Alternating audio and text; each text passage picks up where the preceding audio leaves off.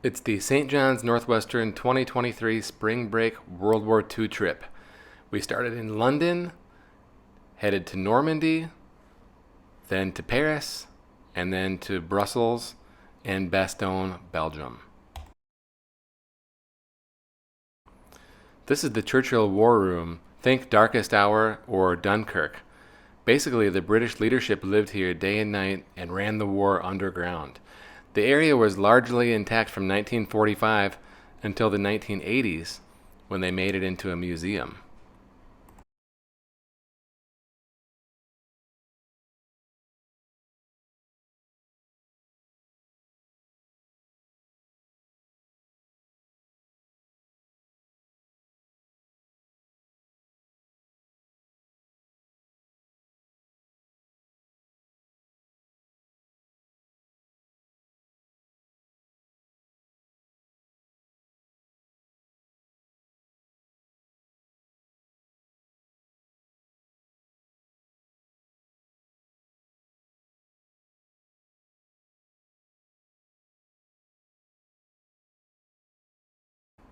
When we were headed from London to Portsmouth, we heard about the story Operation Pied Piper, where the British government incentivized parents to give up their children and get them out of the city and out of southeast England and send them up into the countryside up north.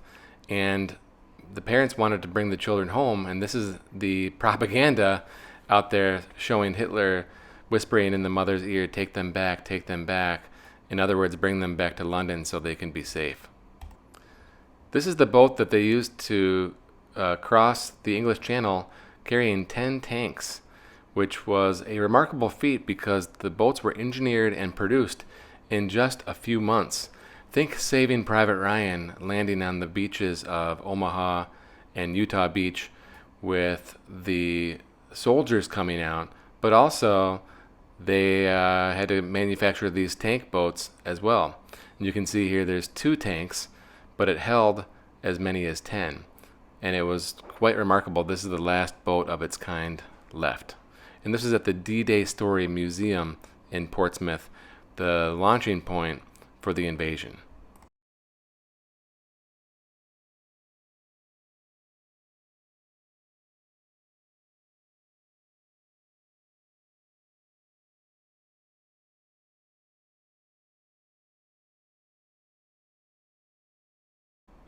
Here we are in Normandy. The cliffs on the left were where the Rangers dropped on D-Day. And you can see the scorched earth with all the craters remaining from the pre-invasion bombing.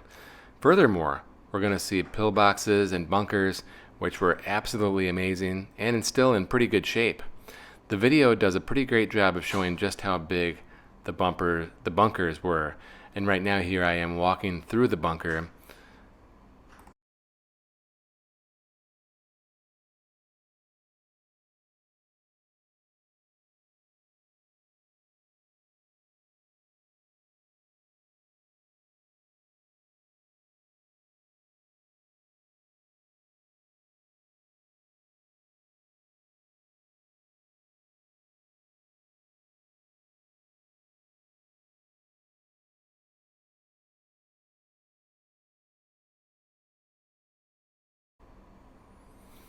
Here we are at the Normandy American Cemetery at Omaha Beach. Simply epic. The French women who take care of this property just do an amazing job with over 9,000 Americans buried here. For my visit, we got to take pictures here in front of the crosses, which are generally not allowed because Gilbert Alice Jr., who died on D-Day 1944, was a graduate of St. John's Northwestern. And here's a picture of Hunter and I in front of his cross. Here's another photo of other students taking pictures in front of Gilbert's cross. And here I am with my hand held over my heart. It was basically the only way I could think of expressing in a picture the emotion that I was feeling in that moment.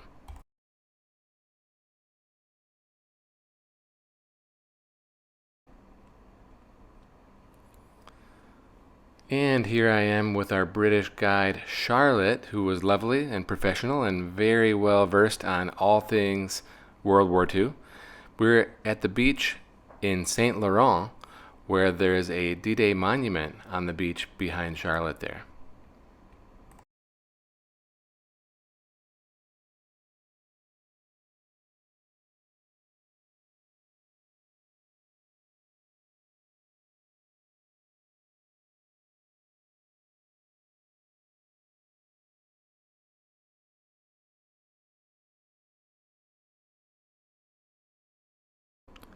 These pictures are from Melville, France. More Nazi bunkers and pillboxes. And it's important to remember the Nazi Atlantic Wall was not just on the beaches like on Utah and Omaha, but it was inland as well. As the Americans and British and Canadians moved inland, they continued to battle a dug in German army.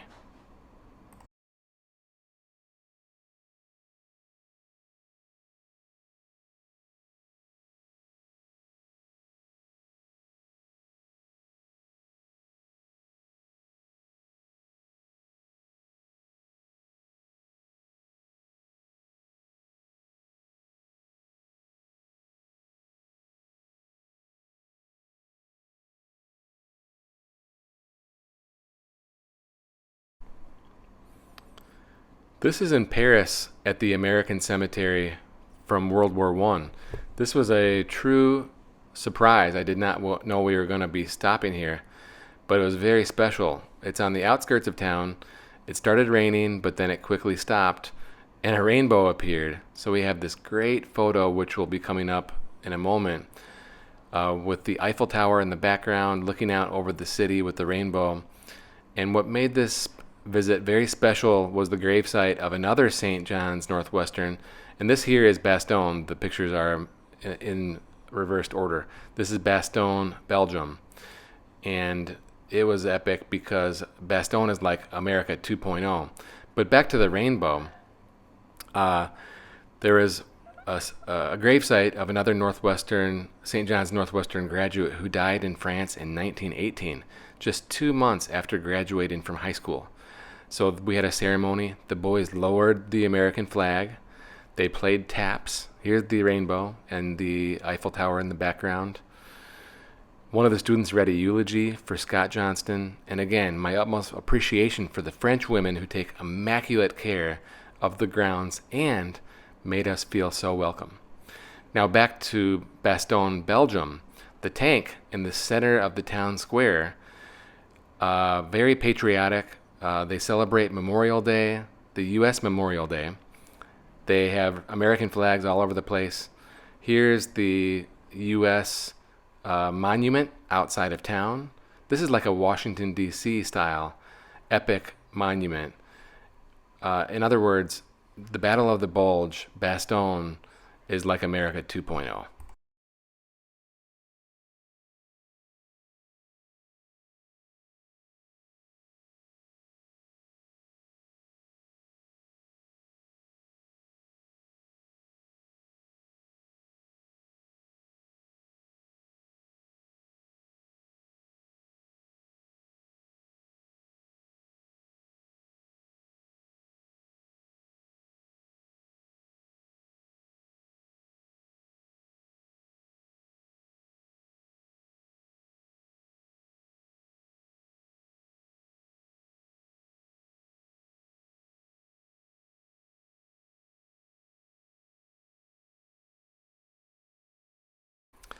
Memorial for Easy Company.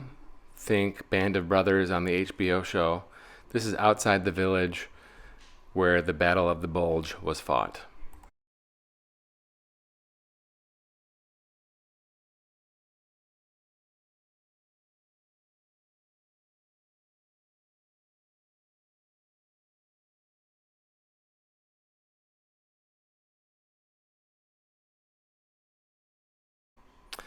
Here's the memorial for General George Patton. Like I said, they love us here in Bastogne, Belgium.